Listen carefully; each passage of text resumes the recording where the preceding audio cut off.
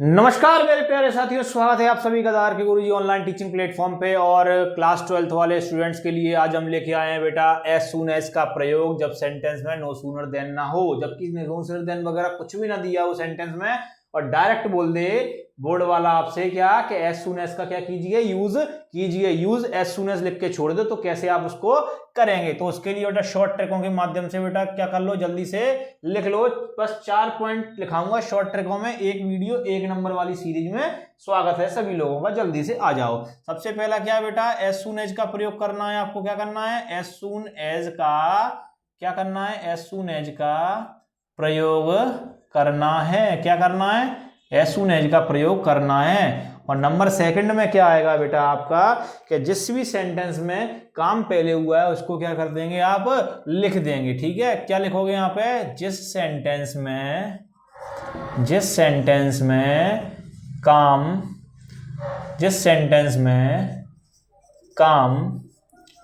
पहले हुआ है उसे लिख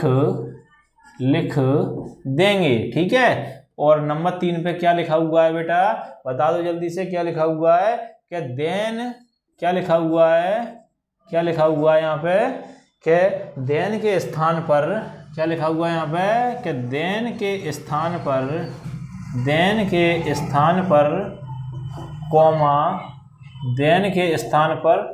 कॉमा लगा देंगे। देन के स्थान पे क्या कर देंगे, कॉमा लगा देंगे। क्या कर देंगे, देन के स्थान पे कॉमा लगा देंगे। और चौथा है बेटा आपका क्या कि दूसरे वाक्य को जैसे का तैसा लिख देंगे। क्या लिखा, दूसरे वाक्य को जैसे का तैसा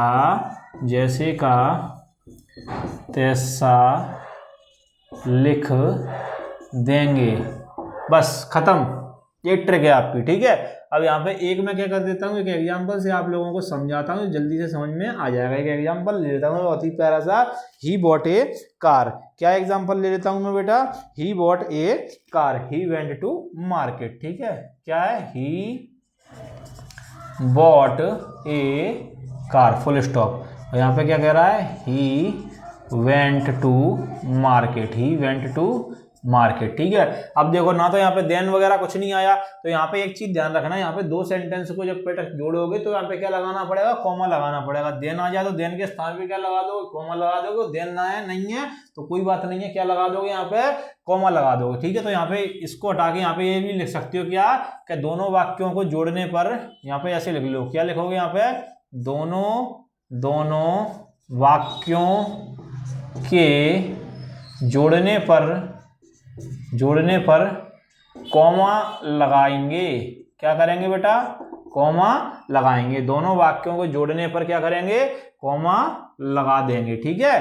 क्या लगा देंगे बेटा, कॉमा यहाँ पे लगा देंगे। अब कैसे लगेगा कॉमा देख लो। मैंने क्या बोला, पहला प्रयोग क्या करना है, एज सून एज का। तो पहला प्रयोग क्या कर दो, एज सून एज। क्या कर दो, एज सून एज। अब देखो दोनों सेंटेंस में देखो क्या करा कि जिस सेंटेंस में काम पहले हुआ है उसको लिख देंगे। तो सेंटेंस को पढ़ो, काम बता दो दोनों में कौन से में पहले। He bought a car, he went to market. बताओ गाड़ी खरीदेगा कि बाजार पहले जाएगा, बताओ जल्दी से हमें। क्या करेगा वो कि पहले तो बाजार जाएगा। वो क्या करेगा, पहले वो बाजार जाएगा। बाजार जाने के बाद ही तो कार खरीद के लेके आएगा वो। ठीक है। तो क्या करेगा, एज सून एज ही